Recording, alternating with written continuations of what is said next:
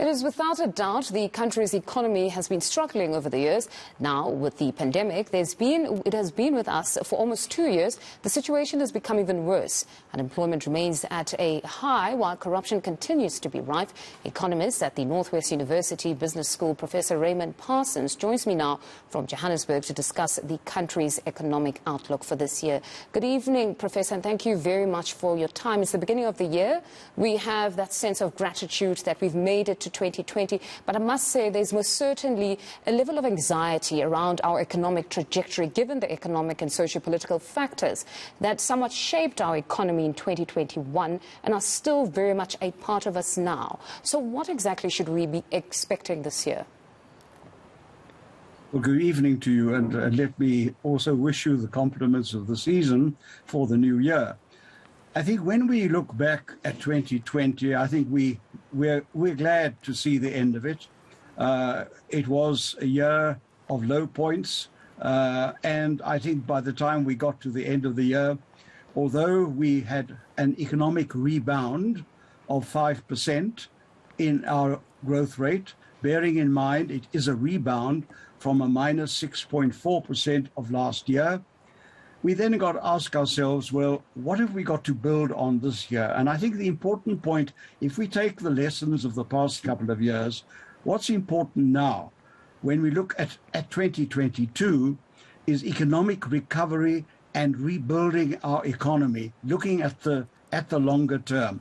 Because when you look at the growth forecasts, which have been offered for the next couple of years, whether it's the Reserve Bank or the private economists or the IMF, they range between 1.5% and 2%.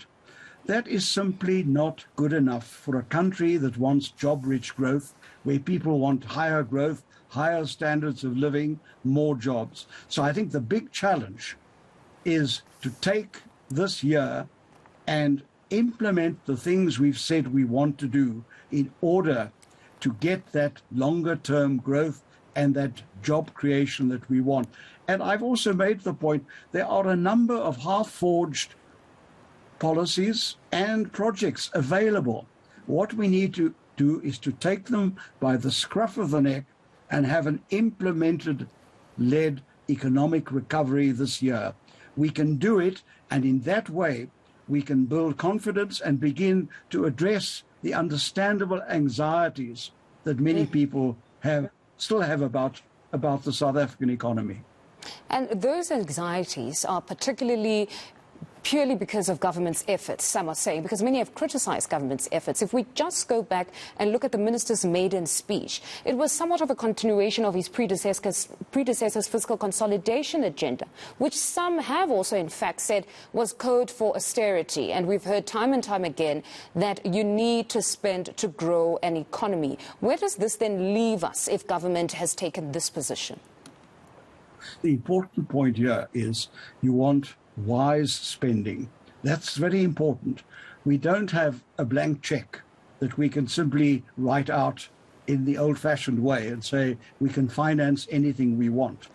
But at the same time, within a process of fiscal consolidation and the fact that we want the government to control the public purse wisely, we must now begin to look in 2020 against the background of what we've learned about our budgets in the past couple of years, that firstly, we need to make a big difference between where you cut fat and where you cut muscle. One of the problems I see already emerging, and perhaps this might be symbolized by this unfortunate event about the fire in our parliament, is that we must identify where we can cut the fat and where we must cut muscle. And I think perhaps we are beginning to see evidence that we are cutting too much into the fat and not enough into the muscle. And then we've also got to bear in mind, as an emerging developing country, there are social priorities that have to be met, such as social grants and all the other social support mechanisms that have to be blended into the growth policy, the investment policy, and the confidence policy that you want to see unfold during the course of this year.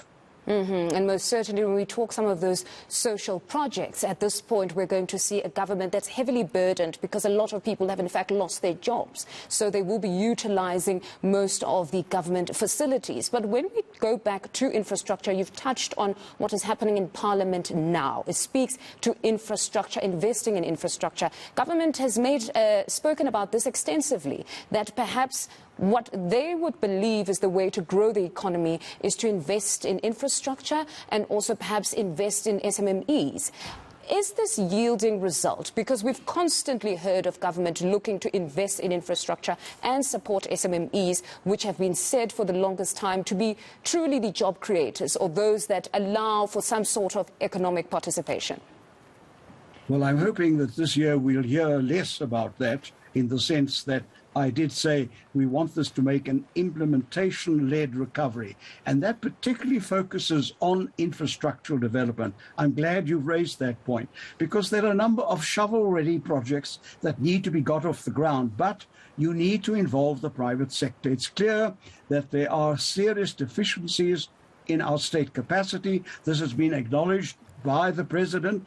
So now we need to find a new formula to say, if we really want to expedite the rebuilding of our economy, to say to the consumers, the workers, and the business people of this country, this year is going to make a difference, then one of the key issues in where you can make a difference is visible infrastructural development that not only creates jobs, but begins to make our economy more competitive and also lays the foundations for that rebuilding of growth. We mustn't sit back and say, well, we'll live with these forecasts of 1.5% to 2%. We know we need to use this year to do a lot better in the years ahead.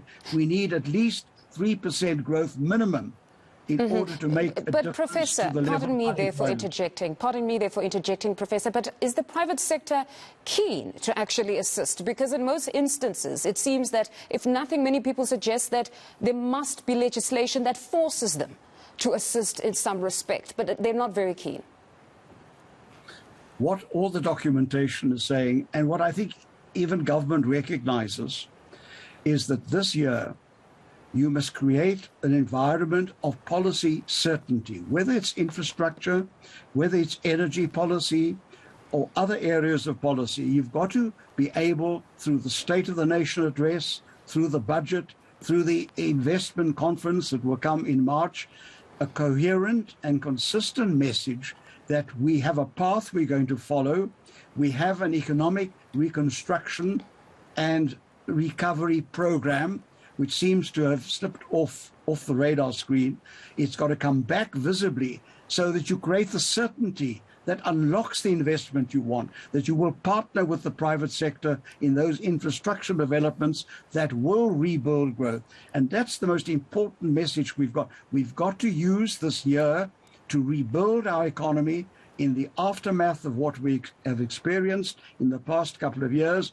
We cannot go on with 1.5% to 2% growth when we know what we need to do to unlock a much higher growth potential that creates a much better life for everyone in the years ahead. That's the big challenge. We need to invest in the longer term now and to create an environment in which both government and the private sector are committed in a way that will make a difference on the ground and make a difference to our economic performance.